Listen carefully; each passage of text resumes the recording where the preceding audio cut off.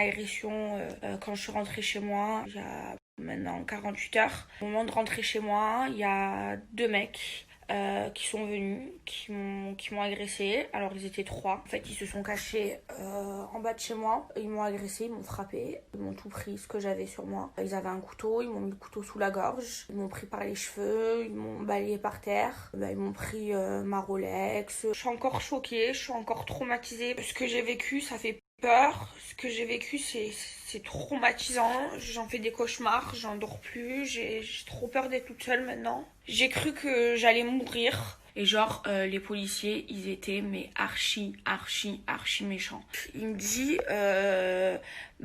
c'est un peu normal, vous n'avez pas qu'à vous montrer tout ce que vous gagnez sur les réseaux sociaux.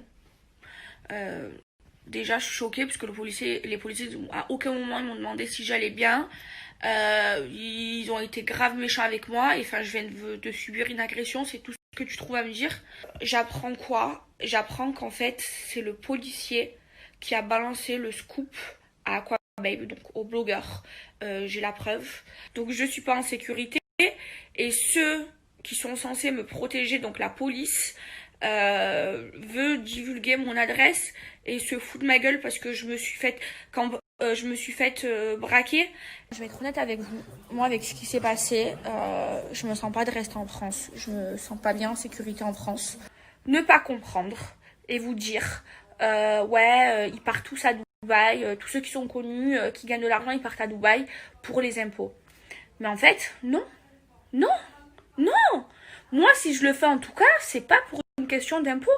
C'est parce que je ne me sens pas en sécurité. Un prétexte pour partir à Dubaï, tout ça, une fausse agression, Ouais. même pas une fausse agression, une double agression.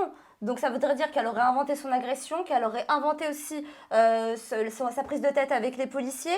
Et tout ça, juste pour cacher le fait, pour justifier le fait qu'elle va à Dubaï. Bon, c'est pas la première, ils sont tous à Dubaï, je pense. Vraiment, honnêtement. Si quelqu'un de la télé-réalité tout de suite part à Dubaï, ça va choquer personne. Elle se sent pas en sécurité parce qu'elle gagne beaucoup d'argent et qu'elle le montre sur les réseaux sociaux. C'est ce qui est beaucoup revenu. D'ailleurs, il lui disait, dans ce cas-là, si t'as pas envie de te faire agresser, ne montre pas autant.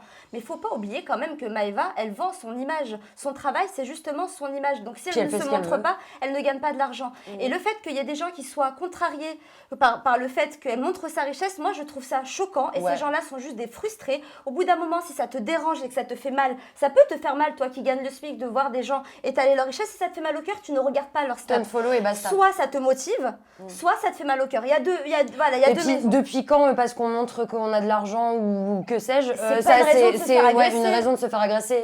Moi, je me suis déjà fait agresser, entre guillemets. On m'a déjà tiré mon téléphone, tu vois. Pas parce que je faisais de la télé, pas pour ça, mais parce que les agressions, ça arrive tous les jours. Ça peut toucher tout le monde. Et je pense que de toute manière, rien ne justifie l'agression. Mais en gros, c'est comme si on lui disait, t'as montré ta richesse, donc c'est normal, tu t'es fait agresser. C'est comme dire à une fille, tu portes une jupe un peu trop courte, donc c'est normal, tu vas te faire violer. Voilà, exactement. C'est exactement le même truc. Et puis bon, il y a un moment donné, après, c'est sûr que le truc de Dubaï, je peux comprendre que ça suscite des questions, etc.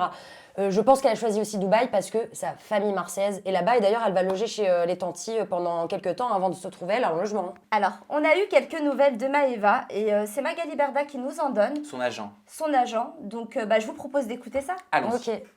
Salut Sam. Donc oui, bien sûr, je te confirme que Maëva a porté plainte contre ses agresseurs. Elle y est allée d'ailleurs le soir même de son agression. Après avoir reçu la police chez elle, etc., elle s'est rendue au commissariat directement. Elle y est restée jusqu'à 4h ou 5h du matin. Elle a évidemment aussi fait une procédure contre les fuites qu'il y a pu avoir. Comme tu le sais, c'est sorti des sources policières. Donc ça n'a pas été évident pour elle, la pauvre, parce qu'elle s'est sentie doublement agressée, pour te dire la vérité.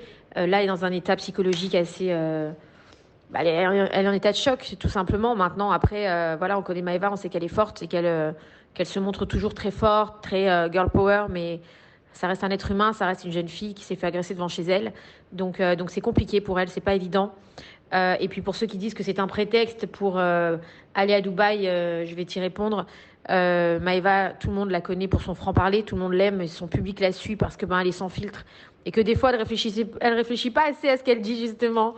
Mais c'est pour ça qu'on l'aime. Et c'est ce qui fait que les gens sont bienveillants avec elle. Et tu te doutes bien qu'elle est très, très, très loin de pouvoir Et puis, à quoi ça lui sert si elle a envie de partir à Dubaï? De toute manière, il y a beaucoup d'influenceurs aujourd'hui qui partent à Dubaï. Maëva ou pas Maëva à Dubaï, je pense que ça va pas changer la vie à personne. Donc, elle n'a pas besoin d'inventer un truc pareil pour aller à Dubaï. Voilà, donc là-dessus, mais bon, tu connais les réseaux sociaux, tu sais comment ça fonctionne. Et les gens cherchent toujours des responsables, cherchent toujours des excuses, des prétextes, etc. C'est juste malheureux parce que c'est une jeune fille qui est jeune et qui s'est fait agresser devant chez elle, point barre. Comme ça peut arriver à d'autres jeunes filles, c'est juste dramatique et ça fait peur. Voilà. Voilà. Pour resituer les faits, la première agression, c'était l'agression justement avec le couteau, donc avec l'arme blanche. Et la seconde, parce qu'un policier lui a dit c'est normal, à force d'étaler vos richesses sur les réseaux sociaux, faut pas s'étonner. Lui aurait dit. Lui aurait dit. Et aurait envoyé justement le scoop, du coup, que Maëva s'est fait agresser au couteau. C'est dingue ça. Si c'est vrai, c'est pas la première fois qu'on entend ça. C'est pas la Ouais, première c'est fois, très parce petit. que moi, je peux vous le dire, moi qui suis encore amie avec le blogueur Jérém Star, enfin l'ex du coup blogueur Jérém Star, et tout le temps, quand il s'occupait de la télé-réalité, t'avais des infirmières qui l'appelaient, des hôpitaux, des pompiers, des policiers, pour leur donner des scoops. Il faut porter plainte. Eh oui, c'est À pas l'IGPN, professionnel. à la police des Je trouve polices. ça- Ça veut dire qu'on respecte pas. Je trouve ça honteux, en fait, Mais c'est ouais. pas professionnel et Non, c'est non. honteux. et C'est très grave. Et on ne respecte pas les gens de télé. Sabrina, tu peux me faire penser à quelque chose, s'il te plaît, pour la Dis-moi. prochaine émission? Quoi Tu peux me faire penser à ce qu'on discute de ton amitié avec Jérém Star? Ouais. Parce qu'il y a eu beaucoup de commentaires, je pense que tu les as vus, de personnes qui disent oui, je comprends pas qu'est-ce que Sabrina elle fait là, elle est amie avec Jérém Star et elle est quel sur le rapport, elle est sur le alors, plateau de Samzira. Donc on y répond Ah ouais, carrément. l'émission prochaine. Et allez, si Ok. vous voulez.